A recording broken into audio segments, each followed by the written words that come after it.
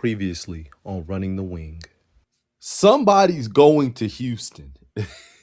McCollum would be great.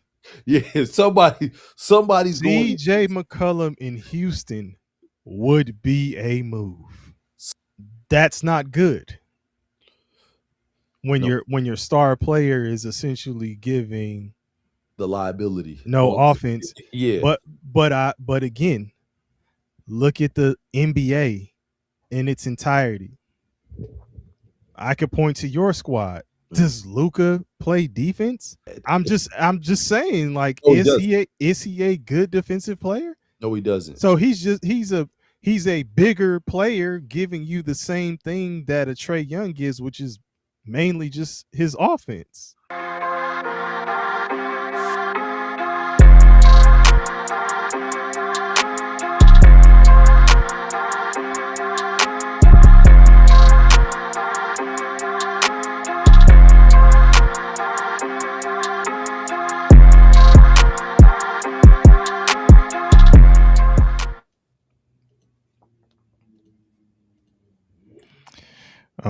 All right, man. Running the wing in the building again. It's your boy DP. It's your boy KP. Man, what's good with you? Man, I'm doing all right, man. I miss being on the show, man. Just balancing schedules, man. It's good to be back. It's good to be back. Record. What did we miss? A week or was it 2? Oh, we missed a couple. I think 2 weeks. Yeah, we missed 2 weeks. All right, man. We back in the building. We back at it. Absolutely. Life is life, and yeah, so let's go on ahead and get to it, man. Man, so you said let's talk about it, right? Let's talk about it. Man, let's talk about this, man. Put some respect on Jaylen Brown. Respect or spec or respect? Which one? All three of them. Absolutely. Absolutely. For the grammarians, I put respect. Man, listen. We were talking about the Celtics not even being competitive with, Jason Tatum being out. Yes. And boy, oh boy. What add more to that? Jrue Holiday shipped, traded. Yeah, Jrue Holiday traded. Kristaps Porzingis. It had to make Porzingis going. It had the makings of not a rebuild, but a relax until Tatum is back. Potentially a down year that could have allowed for them to bring in a nice young piece in college to help rebuild that roster. True. Going forward. True. But man, if we already have the argument of 1A, 1B with Tatum and Brown, how would that be if they got like a high? Let's say they ended up getting like 1 to 3. If this was a tank year, like you use that pick for the best available, or do you use it for who fits our team? That's a really good question. There's something else I want to talk about, so I want to watch the way I answer it. Okay. All right. Because I guess the first thing I'm thinking is like, does the best available, they may not necessarily develop if they're playing the same position as Tatum and Brown. Okay. And I know we're not going to go deep into the draft talking stuff, but if we're talking about DeBonsta or what? No, he falls under the position that they fall in. Okay, but that's what I'm saying. Like, do you or Darren Peterson? I'm taking him. I think he's the best. Yeah, I'm taking you. But he's he's not necessarily a PG though. We're gonna figure it out. Oh, okay. We go. I think he's good enough to play there, and you already have Derek White. So I'm taking him. You got Derek White, you got Peyton Pritchard. We're gonna figure this thing out. Somebody gotta go. No, I understand that. Yeah. They just can't, they're not gonna go right away because we gotta let this guy develop. So it's I gonna think he comes in ready to play. that's Yeah, I think he probably arguably has the most refined offensive game out of all of the prospects. Another guy I didn't mention was they also have Anthony Simons. Somebody's gotta go. Yes, That's what I'm saying. Like you I'm taking him. I'm taking Peter. Okay. I just asked because Yeah. then in that case, it's almost like you are the tank would be for not if you say, "Oh man, we're gonna trade down." Like we'll give this pick away and trade down because we don't need any of these players who are going in the top 3. I'm not saying that they're trying to tank. I'm saying based on the circumstances. Yeah, no, we're Yeah. talking Okay. Yeah. like if this had been a tank year. Yes. Jaylen Brown then already said, "Put that shit to bed." Oh, absolutely. Like they are what were they, number 2? Second in the East. Behind Detroit? And they're playing them tonight. D-Rouse in the building. D-Rouse was good. Hey, D-Rouse, you been in hiding, bruh. Oh, my You bad. been in hiding, bruh. And my bad. They're not playing Detroit tonight. Denver is. My fault. I had to D-Rouse, I ain't seen you since the 49ers 49ers got bumped. playing. Since the 49ers was playing for something. Oh, L Bracket Productions in the building. All right. Well, we gonna listen. I ain't trying to catch contact, but we gonna kick it with you while you at that lounge, man. D. Rouse said best fit with them 2 on the team. You got to go big. Well, we'd have to look at the bigs that's available, and then if you but that's what I'm saying. D. Rouse, if you say just go best available, you're gonna take a big, but that big isn't necessarily a 1 through 3 talent, right? And you pass on, let's say in this case, we were saying Darren Peterson, and then he goes on to have like a ridiculous career. I'm not passing on him. I am not passing on him. Okay, well, he's can't miss. But I mean, we kind of going off and talking about the prospects. Let's get back to putting respect on Jaylen Brown's name. Yeah, okay. So my thing with Jaylen Brown. Okay. In 2023, it was the memes about and the jokes about him not being able to go left. He had messed up his left hand, and he was. It was Caleb Martin that was noticeably forcing him left in that series against the Miami Heat, in which the Miami Heat, I believe, beat. Did the Miami Heat beat him last year? No. In 2023. Butler's last year. Yes, I think it was 2 years ago. No, Butler's last year was last year. It was 2 years ago. Well, anyhow, they played in 2023. He was a meme. He was a joke. He couldn't go left. Only to come back in 2024, Boston win the championship. Him being the MVP of the finals MVP, only to then be snubbed by USA Basketball, and they take 3 players from his championship team, him not being one of them. And it just seemed like him constantly being, second fiddle to Jason Tatum. So now you have a situation where Jason Tatum goes out. The franchise, Brown becomes the face of the franchise.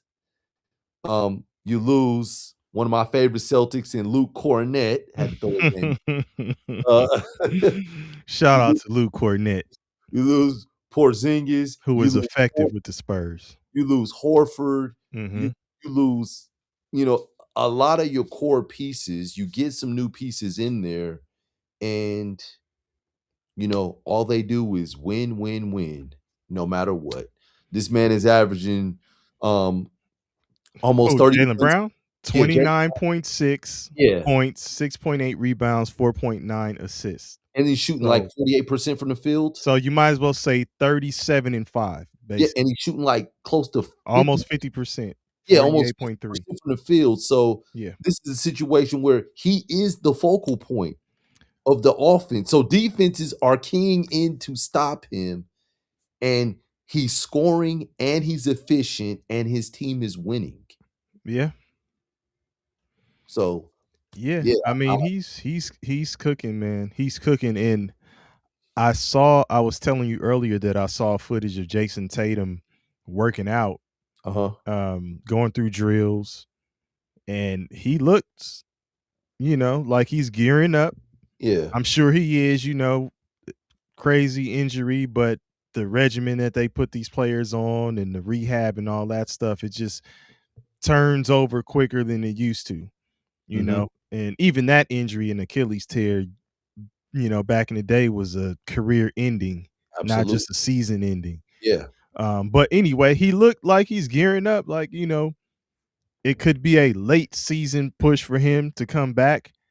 I was wondering if he would, if they were just terrible, I think he would have done a Lillard, like just sit out the entire season, come back next season. But now I'm thinking if they stay in this, 1 to 3 range as far as seeding goes and they're competitive, do you see Tatum coming back? I do, but I wouldn't want him to. I wouldn't want him to because he didn't have a preseason to really gear up.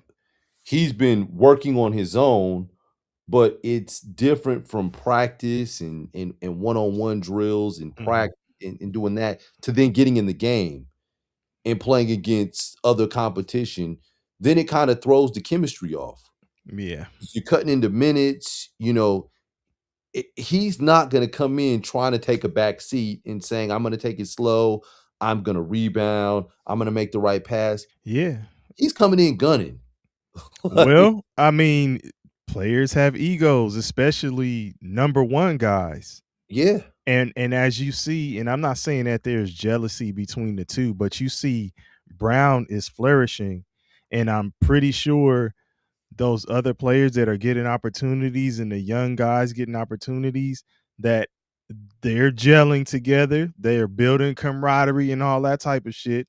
Yeah. And Tatum's not in the mix. Well, behind the scenes he might be, but not on the actual floor playing the game. Like, but he's the man. When he comes back, it's like you gotta sit your ass down. Whoever was playing and getting those minutes, you ain't getting them no more, right? Tatum's son Deuce is getting restless. He ain't in the post game interview, all in the camera. Oh shit! Nah, but and D. Rouse says those two are the core of the Celtics, though. Got to build around them unless you're gonna blow it up. Yeah, I mean, and that's kind of, we were wondering, was one of them gonna get traded?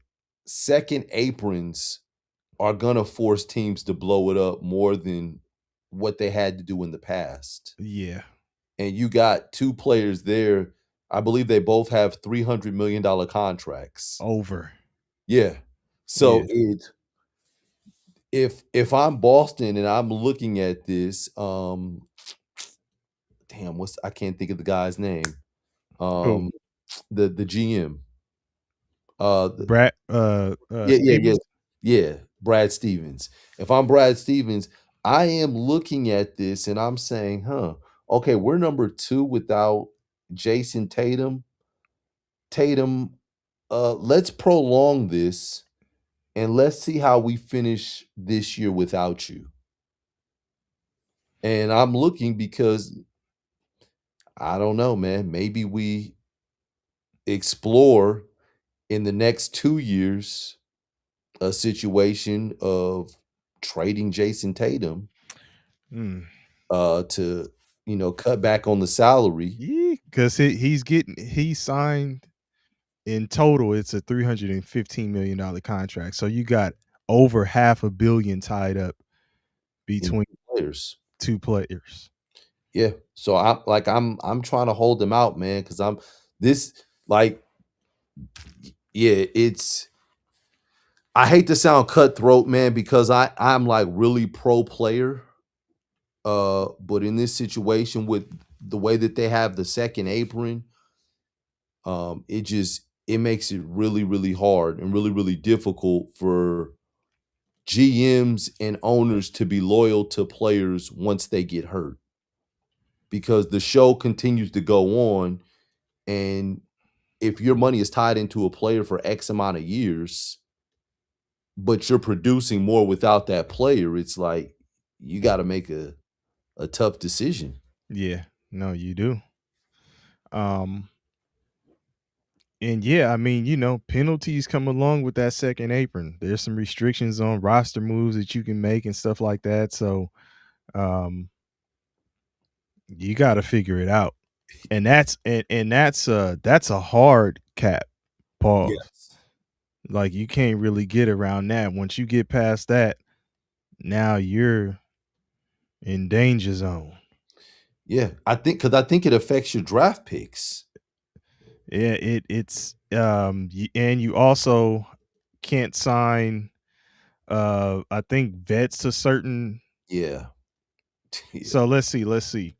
That was a Salary cap is projected to be 154.6 million, and a luxury tax is projected to be 187.9 million, and this is for the 2025 season. This was the projection.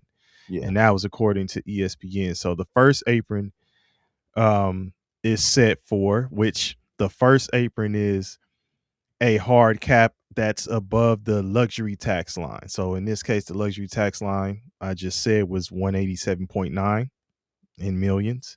Yeah. So the first apron is set for 195.9 million. Which you can go over the first apron. You just got to pay the luxury tax. Well, I mean, once you go over that, signing trades aren't permitted if the player is acquired. Yeah. It keeps the team, if the player acquired, keeps the team above the apron. So once you make the moves, you can't do a sign and trade if the new player you're trying to bring in is still going to keep you above the apron. So yeah, a situation like, let's say LeBron goes free agency in the off season, and instead of just letting him walk, the Lakers want to do a sign and trade to whatever team he's going to. If they're over the first apron, they can't do that. Can't do it. Yeah. Can't do it. Makes sense. Okay. And you cannot sign players who were waived during the regular season if their salary was above 12.2 million mid-level exception. See, that's where that stuff comes in with the mid-level exception. Yeah. So you got a situation like, let's say a Russell Westbrook gets axed from Sacramento. He's over 12.9 million a year. Can't sign him. Yep. You're over that first. Okay. Yep. You can't. Okay. And then salary matching in trades has to be within 110% instead of 125% of the teams in good standing get. So wow. yeah. Yeah. Okay. Dang. So you can't even move and shake with the salary matching. Hard. It becomes hard to trade for stars. It does. It does. Like, and even with that, like, so like, let's take the Rockets, for instance. They were in a tricky situation. You keep saying they need a point guard, right? Mm-hmm. But you have Van Vliet, who got injured. Yes. I think he's making 25 million. Mm-hmm. Right? So then you use the disabled player exception. So which is half his salary now, right? Half of his salary. So you're looking at 12.5, right? Yeah. Mm-hmm. But if you're trying to bring somebody in, it has to be for that 12.5, they're already close to the first apron. Ooh. Right? Yeah. So you'd have to see if the 12.5 takes you above the first. What if it takes you above the first apron? Ooh. You got to cut somebody. Yeah. Got to release some, you know what I mean? Or you got to trade somebody. Something. Like you can't just, so that exception doesn't allow you to just bring a player over. It doesn't add an extra roster spot. It just gives you maneuverability because you have an injured player. Which makes me wonder more and more why the Rockets wouldn't have went after Russell Westbrook in the offseason. Was that a Kevin Durant thing? Like, no. I don't know. I don't know. Because he's under salary. He might be playing for $1 million this year. Yeah. Which is a steal for Yeah, whoever has him. Man, Russell Westbrook is still effective. He is. It's still. He's durable. Yes. Like, he plays hard. Like Yes. Yeah. There's not a player in the NBA that plays harder than him. Yeah, and while we saying put some respect on Jaylen Brown's name, like, yeah, put some respect on Russell Westbrook. Like, yeah, I mean, and we were even saying stuff before about, man, how would it be playing with Russell Westbrook when he's your point and be frustrating. It'd be frustrating. I don't know if it would be now, man. Like no. I'm talking about early Russell. Yeah, in the early days when Russell's going for 30. Yeah, that's what I'm saying. Like, if you're one of those dudes, like, give me the rock, give me the rock. Come on, Russell. Yeah. One more time. So one more time, baby. But he's a walking triple double. Like, so you gotta look at players like that with longevity like that, still doing it at a high level.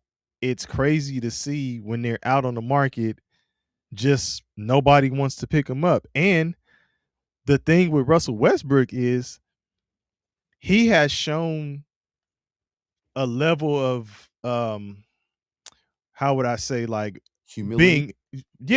Yes. From a former MVP. Yeah. And he is willing to come off the bench. Yes. He's willing to be a team player. I say the Clippers, of the many mistakes that have been made, that was one of them to me. They shouldn't have let Russell Westbrook go. So, but I agree. Yeah, but anyway, that's another. For, what's the dude's name? Chris Dunn.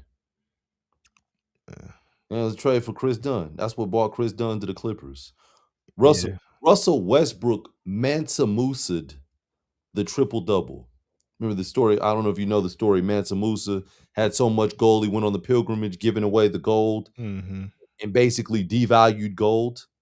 That's what Russell Westbrook did, that with the triple double, to where people were like, this shit again, because he averaged triple double for 2 straight seasons. So he normalized it. Yes, and to the point to where now it's not normal.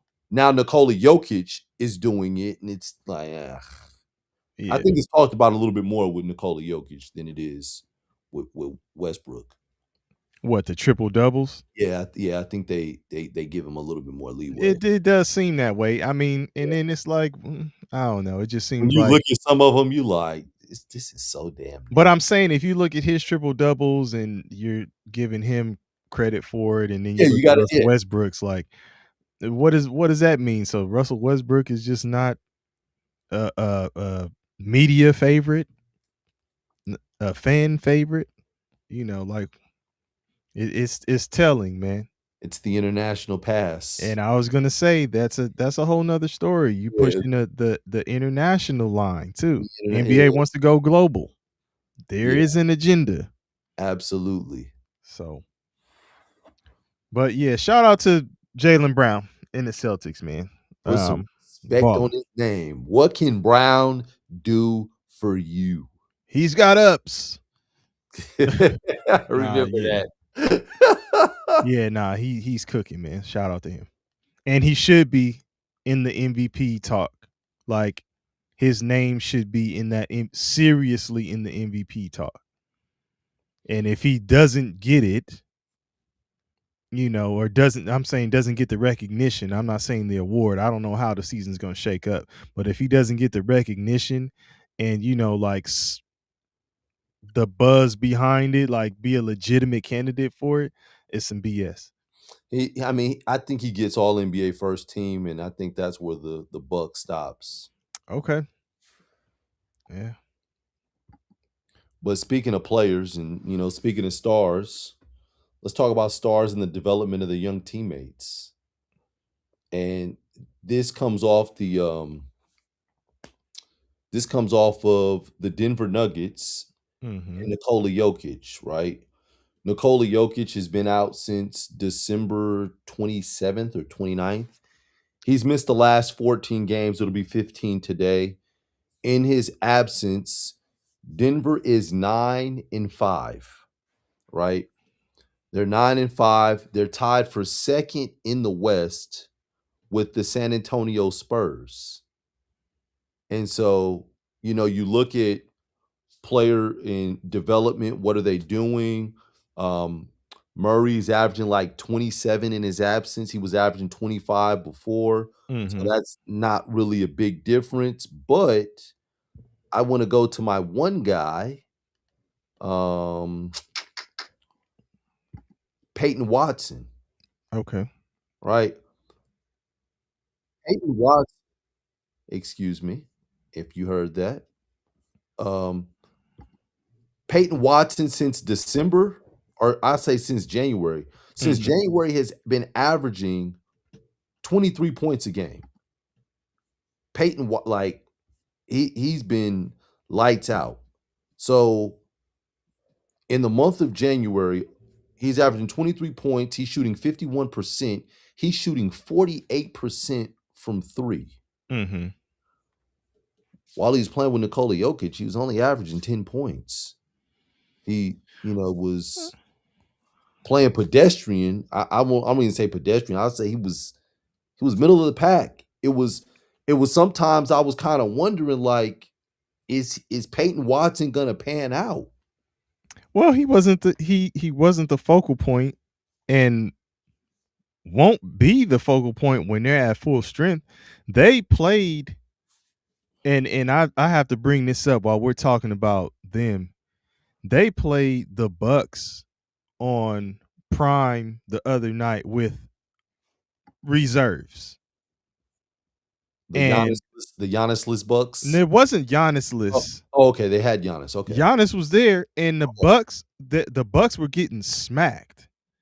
And it was like you have this game on a prime time event is being streamed on Prime, and this, you don't even have, I'm sure it was when they planned it, they were expecting all of the players to be there. But you're playing with all reserves on the side of Denver, and the Bucks are still getting smacked. Like it was terrible. It was almost like a call came in because the Bucks made a late charge, but then it was Giannis-less in the last like 4 or 5 minutes because he had the calf strain, which now he's out. Yeah. But my point, part of my point is those players are getting more opportunity. Like Tim Hardaway Jr. was a key factor in that game, but when everybody is there and they're at full strength, he's not going to be a centerpiece. So Watson also, he's not going to be a centerpiece. He has to, get in where he fits in. But this is an opportunity, and what do? Players, they either capitalize on it or they don't, and he's capitalizing. I just look at it like, and what you're saying, I love that you're putting it. What's good, Bong in the building. He said the Denver reserves play well. Well, they do, but you would expect a team that has, that's led by Giannis, and they were missing some people. Kevin Porter Jr. is out, but I mean, Giannis is there. Porter, Portis was there. No, yes, Portis, Miles Turner. Like when you start looking at their roster, it's like, why have you guys only won 18 games or something like that? DP, Kevin Porter played in that game. No, he didn't. You're talking about the recent game where they lost 108 to 104. Porter was out. Oh. I thought Porter was out. No, he was 4 for 17. Okay. I thought for sure Porter was out. Porter's Cole Anthony was out.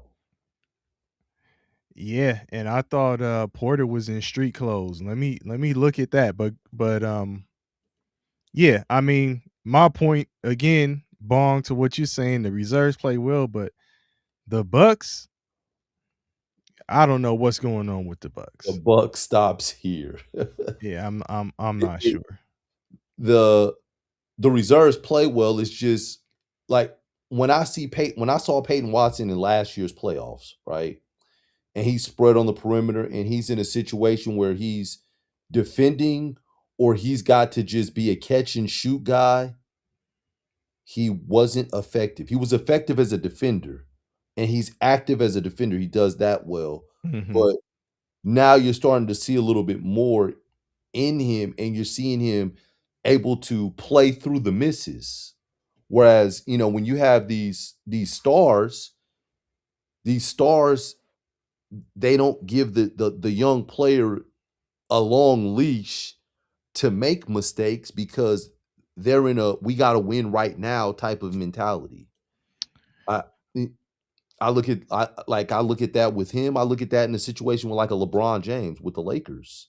It becomes tough for the young guys to really carve out a role other than being a hustle guy defensively and a floor spacer that catches and shoots with a guy like LeBron, because LeBron is in win right now.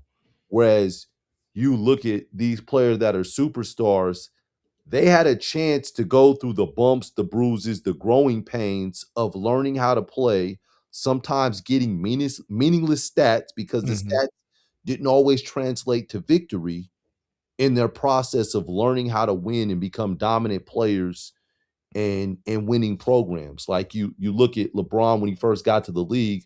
LeBron played for the Cleveland Cavaliers. They had a franchise player in Ricky Davis. And right before the trade deadline, they got Ricky Davis ass up out of there so that LeBron James' growth wasn't stifled and he was able to turn in who he is right now. So, people like you look at the franchises, they're real selective on when they do it or when they hold on to the star too long and the younger players don't develop under them. I mean, God rest his soul, Kobe. The young players weren't necessarily developing and taking off under Kobe. Andrew Bynum, I'll give Andrew Bynum, he did. But for the most part, the young guys weren't taking off under him. Yeah, and I mean that's been the Lakers. You can argue that they're not necessarily the team that develops players. They hold on to that star. It's a case by case situation as far as teams who actually develop players, because the Lakers are just bringing in stars and then they build around them. I mean, that's almost like the same thing we were talking about with Golden State, where you could look at that situation too and say Jonathan Kuminga is not getting an opportunity to really develop there. Because they are still playing their core and building around their core, which, I mean, even though they let part of it go when they traded Klay Thompson, the idea though still is they are built around what's going on with Steph Curry and any ancillary pieces that step in, get in where they fit in, and it's not necessarily developing their skills to be like this player who's going to take over once Curry is done, right? You were talking about your boy there out of UCLA, Kevon Looney. And how he had game and shit, you going I think he still has game, but yeah. Yeah, but you go and you look at his high school stuff in his Oh younger days, he's gosh. looking like he might be some sort of a Kevin Durant type player. Not saying Yeah, that he would be Kevin Durant, but he's displaying ball handling, shooting, you know, bringing the ball up court, post, absolutely. athleticism, all that kind of stuff. Like he was showing it. Um, did he do that with Golden State? No. And that happens a lot of times where a player comes into the league and you're like, damn, in college they were nice. And then when you get to the league, it's a job now. And it's like, this isn't necessarily what we need you to do. If you want to keep your job, you can get your ass over there and do what I'm asking you to do. So, I mean, that's happening with a lot of young players. Yeah. So, I don't know. It's nothing new. It isn't. It isn't. It's just the NBA kind of picks and chooses though when they want to, I guess in a sense, say goodbye to the star to where the star doesn't have any more power, a la Russell Westbrook. Is it the NBA or is it the teams? It's the NBA because I remember when they did it with Allen Iverson. And it was the whispers. It was like Allen Iverson's a step slower. He ain't the same AI he used to be. And it's like, what? Like he's still having 25 in Denver. And then Yeah. next thing you know, he's out of Denver. He's going to Detroit and he can't even get the number 3 because second-year player Rodney Stuckey's in number 3. Like I'm Yeah. not and Joe But Dumars but got it but that's what I'm saying. Like he was in Denver still cooking, right? yeah. When you go to the Pistons, the respect factor, that's that particular team. Hey, Pistons, you can't give him number 3. You can't, start him. Like is that's what I'm saying. Is that a NBA thing or is it a Well, I started with the Pistons, but then he went to the Grizzlies. Lionel Hollins bought him off the bench. It yeah. was like it just became a thing now, I like I think I would say after Denver, I think it became an NBA thing, that's yeah. maybe. Yes.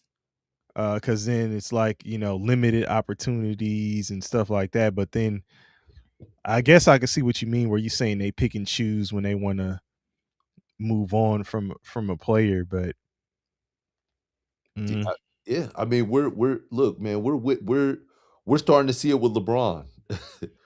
We're yeah, I mean, it's live long enough to see yourself become the villain. it's like they're starting to move off of him.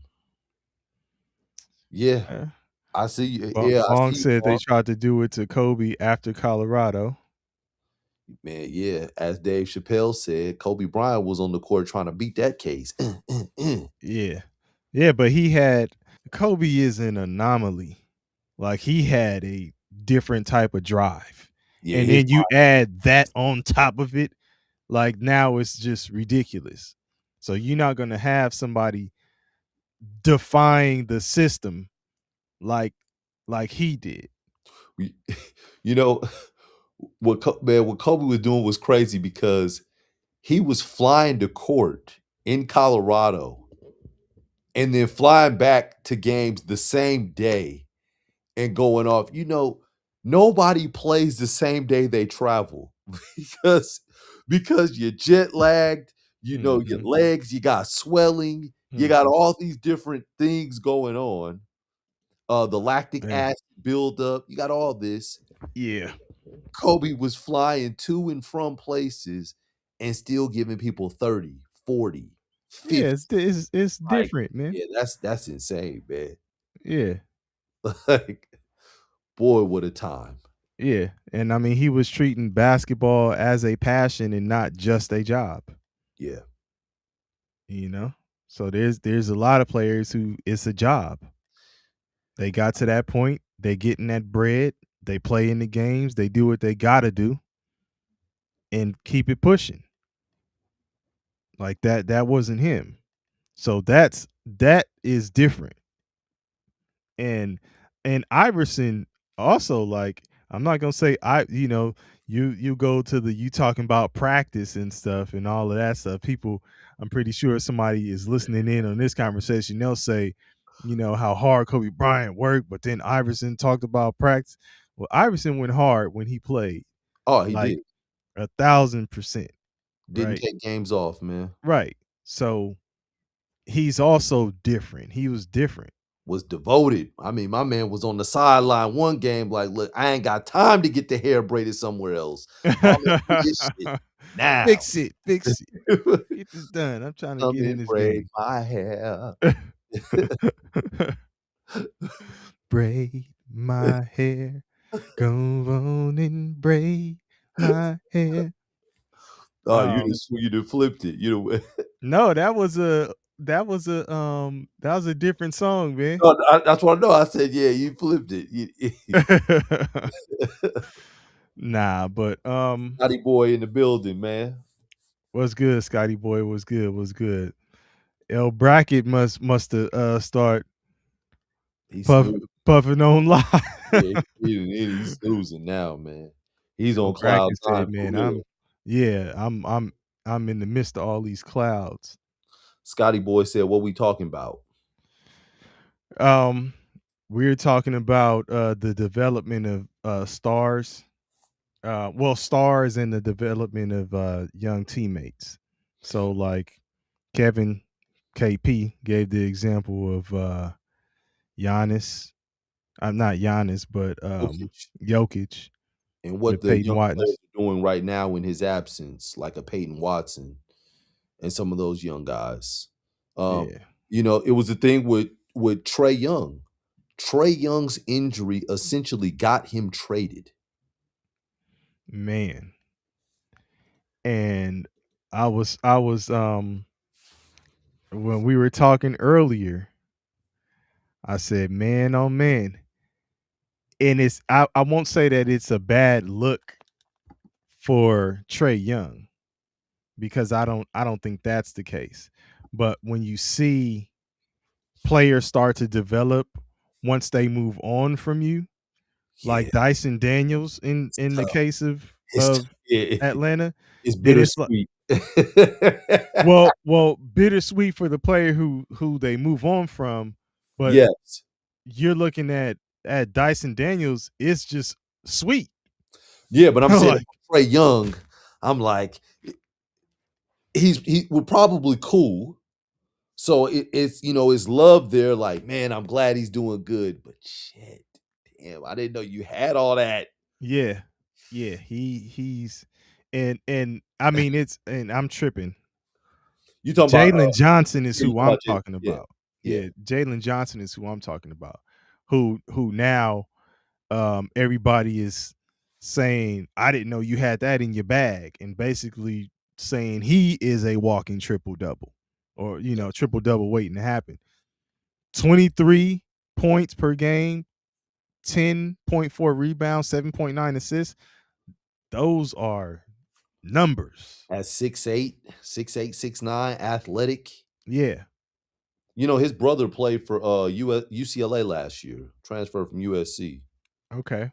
Kobe Johnson. I don't know if you remember that name. Kind of was he the one who was getting booed? Yes, that was him. I remember. Yeah, that's his brother. Because when I went to see them when Bronny was at SC, he was actually cooking. Yes. Yeah, he was actually cooking. His brother, I'm saying. Yeah, you talking about Kobe. I mean, Kobe Johnson. He was actually cooking.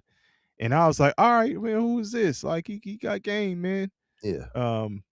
But I did see when he left, they were booing his ass. Oh, yeah, they were. Yeah. I mean, shit, you go to the crosstown rival, so what do you expect? Yeah. No respect. And Scotty Boy said development still exists in the NBA. Hey, Scotty Boy. Yes. I was certain teams. certain teams. Yeah. Cade Cunningham in Detroit developed. And I think they gave Cade Cunningham a chance to spread his wings. And that's what I was gonna say. I was gonna say that he was already nice. That was the perk of not having a superstar on the roster and having a bunch of young guys and you guys taking your lumps early, but you learning how to play and continuing to get better. Well, that's a good example. That's a good example of that. Yeah. So you got him, you got a lot of young guys. You got Jalen Duren, you got Asar Thompson. They got a nice young core. Yeah. But unfortunately, it comes with taking lumps. And sometimes that coach that you started with may not be the coach that's there when you finally start to see it through and you start to turn a corner and start winning games. Yeah, for sure. So, I mean, yeah, that's that's kind of the ups and downs. Like another one, Paulo Banchero. Paulo Banchero came in. There was really nobody in Orlando, and he was able to play through it and turn a corner. You see it with Cooper Flagg. Absolutely. In Dallas. I mean, they have guys, but they're not playing. Kyrie's out. Yeah, Kyrie is out. AD is out. Yeah. So he's getting an opportunity to play and develop. And I mean, you saw from the beginning of the season when we were talking about, okay, Jason Kidd has him out there running point. Yes. And we were like, well, shoot, it's tough because that's not what he does. But in the long run, he'd be better for it. And even though it was short-lived, I bet he saw the game differently. And it probably made him adjust to the speed of it faster, quicker than he would have, just running the wing. No pun intended, but way to plug that in there. Way to plug it running in. the wing in the building, y'all. But yeah, no, but that's another example.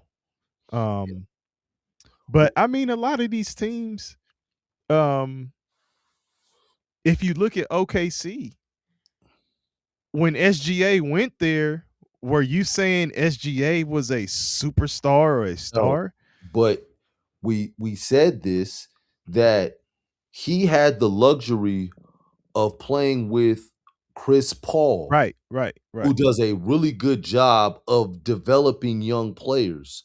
Like you look at a David West with Chris Paul, how he looked. Yeah. You look at how Tyson Chandler looked with Chris Paul. Like you looked at how like DeAndre Jordan, Blake Griffin, how they looked with Chris Paul. Right. Chris Paul has been a really good complementary piece to the development of a lot of guys in the NBA. Right. But I was also speaking to your point. I didn't want to cut you off. I was saying that SGA, you didn't look at him as he's a bona fide star, like he's a superstar when he first went to OKC. Yes, correct. So the no star and young players combination existed with OKC. And he just happened to develop into that guy as the other guys also developed into who they have become. True. So they got it, true. Tenfold or whatever you want to say. They doubled down on the development side of the game. Got lucky with SGA and another, what did I say? Dumb decision, by the Clippers. By the Clippers. We can keep counting them, I said the Russell Westbrook thing before. Look at what they gave up to get Paul George from OKC and essentially gifted OKC a future MVP. I mean, hindsight is 2020. It's just still, this is what actually happened. You know what I'm saying? So, anyway. The another one, one that kind of goes against what I was going to say is Philly. Philly had Embiid. They had Harden. They had Maxey. Maxey was able to develop in spite of that around him. I was You know what though? I will say this though. The point guard position may be a little bit different because Embiid's not gonna be bringing the ball up. Yeah, You know, yeah.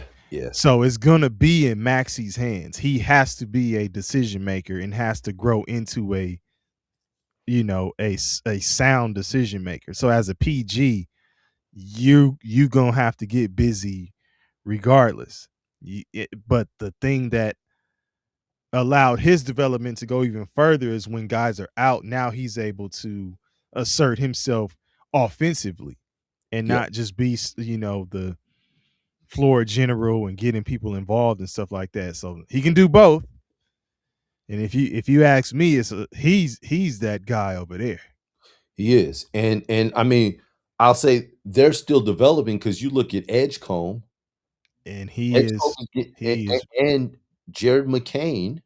Yeah, McCain as well. Like, yeah. they But got some young guys for the Sixers, Mhm. McCain will be a second unit leader.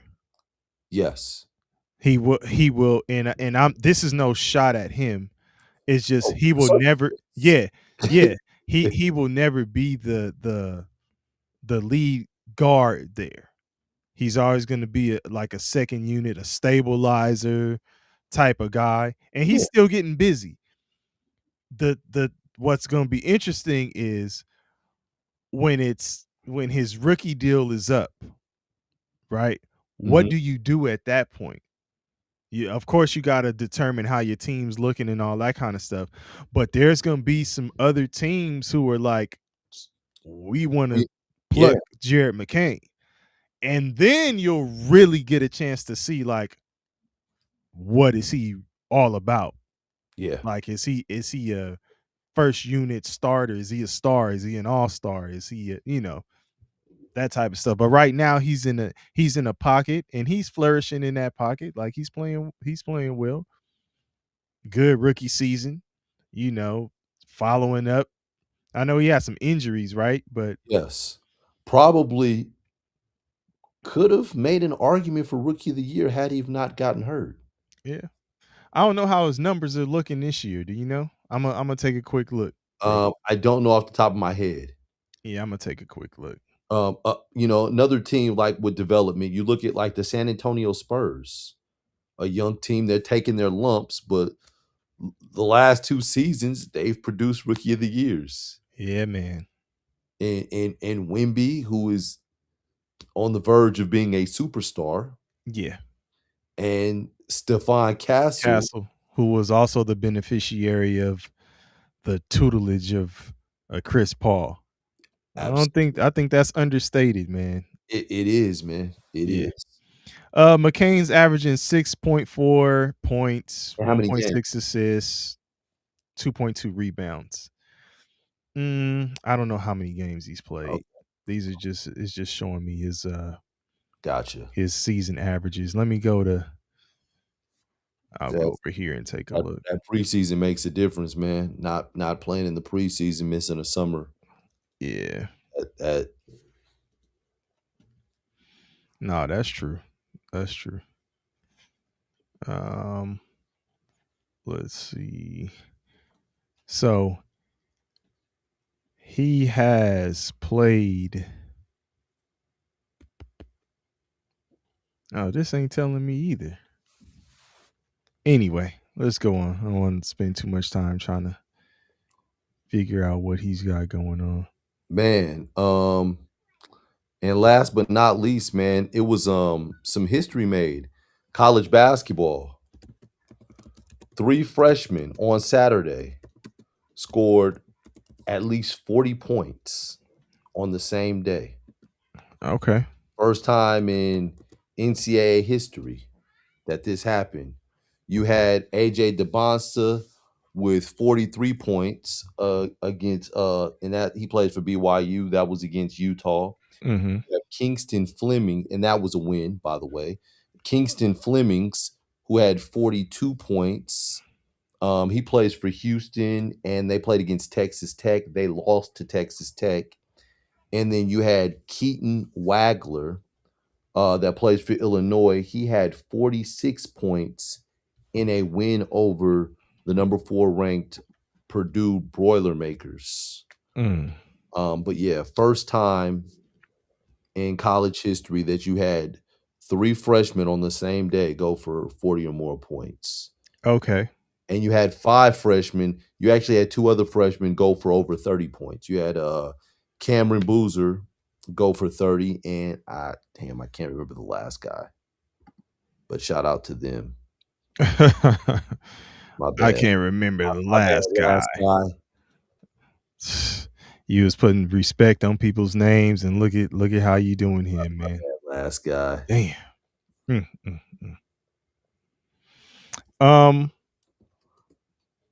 I mean, and I didn't really have time to like break down the offensive styles and see like, you know, what Houston runs, what BYU runs, and all that type of stuff. And I would like to have had time to do that, but that would kind of give me an idea of, well, where is this player getting his buckets from? Where does he fit in the offense? Is it centered around him? Like, I know what's going on in BYU. And my bad, the last guy that did it was Darius Acuff for Arkansas. Okay. Yeah, BYU runs a pro style offense, man. Kevin Young was a offensive pro assistant coach for the Phoenix Suns back when they had Kevin Durant a couple years ago. So yeah, and you know that suits the monster style. Yes. So no, absolutely. Yeah. But Houston, I know Houston stresses defense. Absolutely. So it's kind of like, you know, forcing turnovers, pushing the pace and stuff like that. So, you know, if you cooking and you're running, I could see somebody running up the numbers there. What was the other school? The third. That's still impressive though, like 40, dropping 40. And these are all true freshmen? Yeah, these are all true freshmen. So Devonta, what did I say? Damn, I gotta go back and look at it now. I'm over here tripping. Keaton Wagner for Illinois. Okay. That was on the road against number 4 ranked Purdue. That's a hard place to play, Purdue. And so for him to do that, man, yeah, that was pretty damn impressive. He's had a solid season this year, but not even a solid. He's had a good season. He's averaging like 17.7 a game. Keaton Wagler. So, you know, all 3 of these guys, they'll all be in the NBA next year. This year, excuse me. They'll all be in the NBA this time next season. Okay. Don't see them going back to school. But yeah, nonetheless, pretty interesting that they were able to do that.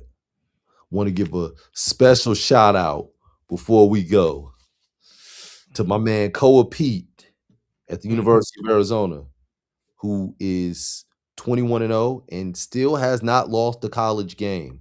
Shout out to you, Koa. There's other freshmen on the team.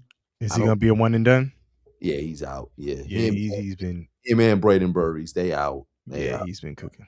And you know, Bryce James, who's on the University of Arizona, you're redshirting, but has still not experienced what it's like to lose a college game or being a losing locker room in college. Shout out to you. It was a close game last night, man. They escaped. They only won by 3 against BYU. You know, referees, they tried to give it away, man. They kept it close. I think Arizona was up by 8 or 9 with a minute left. And yeah, at BYU, and BYU came back, had a chance to win. And yeah, Arizona prevailed. Okay. Man, before we get out of here,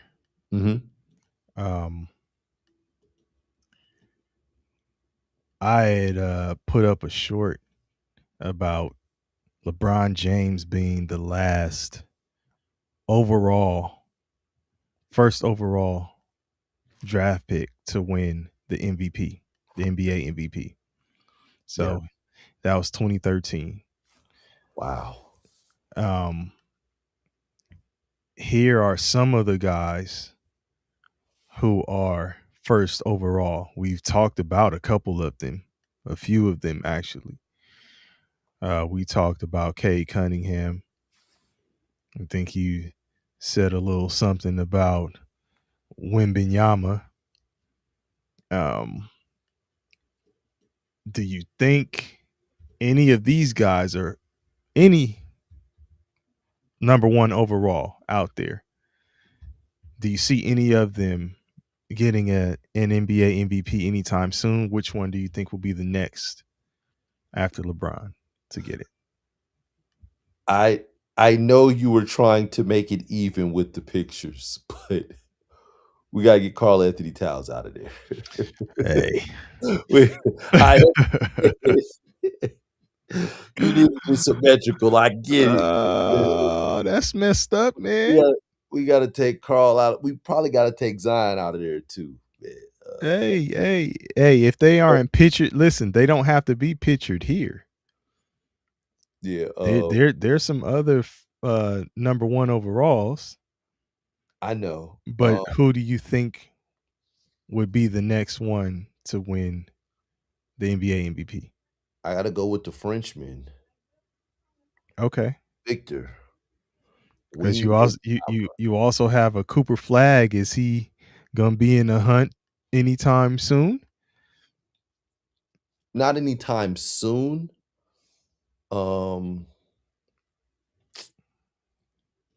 Yeah, I can't see him winning the MVP. No.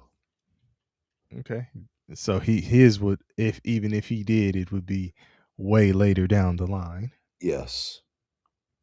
But I see Victor. I see Anthony Edwards. Because like Minnesota needs a lot out of him every night to contend and to win. Mm-hmm. So I could see them two being in that position. I don't see it with Banchero. I could see Banchero at some point being all NBA first team. I could see Cade Cunningham at some point being all NBA first team, but I can't see them winning the MVP. Okay. All right, man. Just who you got? It'll probably be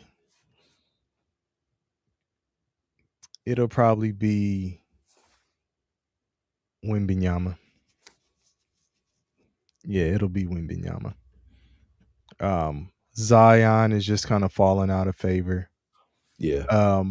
It could be Anthony Edwards, but man, I don't know if you saw the All-Star voting, which is kind of crazy. Anthony Edwards doesn't appear to be a super fan favorite, because there are a lot of guys who got more votes than him in the fan department, and not necessarily media either, which was kind of crazy to me. Yeah.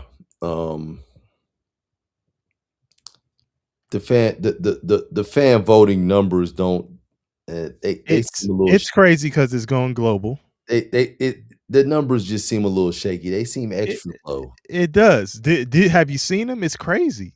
It really seems low. Yeah, like it really seems low. But I would say I'd put my money on those two.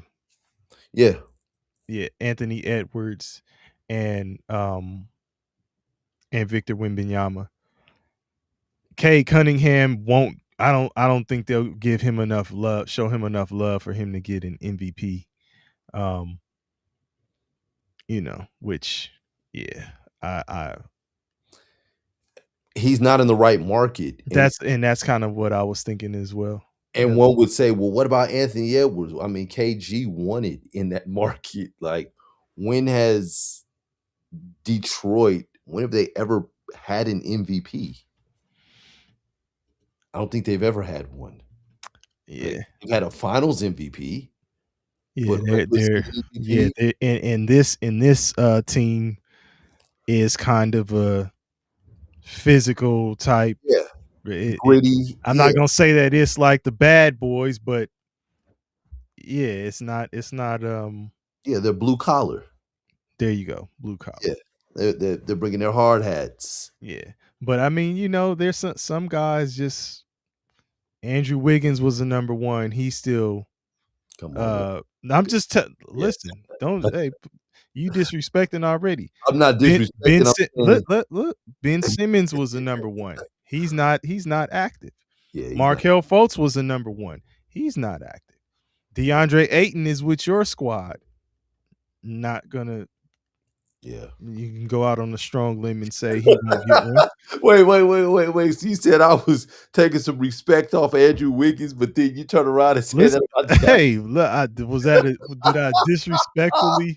did I disrespectfully make my point? You just straight dismissing. You can't even say that. You like well, I'm saying at this point in his career, he's on the he's okay. We've seen his best days, Andrew Wiggins. No disrespect to him. Okay. And then he's been in the league over 10 years. Paolo Banchero, and you had mentioned him earlier. I said you said Victor Wembanyama. You said something about him earlier too. I think he's all NBA first team. I think he'll get all NBA first team at some point. Okay. All right. You know, I'm just throwing some names out there, you know, and Kyrie Irving, which, you know, going into the later stages of his career, coming off some injuries. Anthony Davis. No. And it was crazy because at one point, Anthony Davis was supposed to be that dude taking over the league. He was. He really was. Man. And where'd he go wrong? Going to the Lakers. I was gonna say that, man. Yeah. Going to the Lakers. Because essentially he seeded and became the number 2 guy. Yeah, and just gotta stay healthy. Right. Going to the Lakers. Yeah. You didn't mention Zachary Richache. Hey man. Yeah, you just did. What do you want to say about him? Will he be in the MVP voting? I don't think so. What? It's only been 2 years, man. No, listen, I'm not shitting on him. I'm just saying we were talking about the Hawks earlier. He's not the guy. You're right. Yeah, he's not the guy. So no, I don't. And for that reason, I'm out. Nah, but he's you know, it's Jalen Johnson and Daniels. My pick to win the most improved player. Oh yeah, go ahead and talk about it. Nickeil Alexander-Walker will get most improved. Yeah, go on and talk about it, man. I think the finalists, depending on how long Nikola Jokic is out, the finalists will be him, Peyton Watson, and what is Jay's the guard from Jay Mitchell. What's his name? Is it Jay Mitchell? Mitchell from Miami? OKC. No, from OKC. Oh. From OKC. Yeah, those 3 are going to be the finalists. Okay. Mitchell in OKC has been cooking, like chefing, with the absence of J-Dub. When J-Dub was out, you know, Mitchell was cooking, dog, and still continuing to cook. At some points, he was inserted into the starting lineup, and they didn't miss a beat. So, yeah, I see those 3.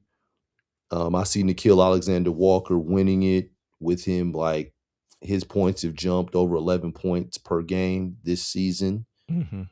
So, and with his assist and rebounds jumping, Atlanta just needs to make the playoffs, and that'll Yeah. make it that much sweeter. Yeah, and remember, I was telling you that they look like a team that could possibly get in there. Yeah. I think Remember that. they're 9. This was before the trade. Yeah. Yeah. Well, all right, man. Well,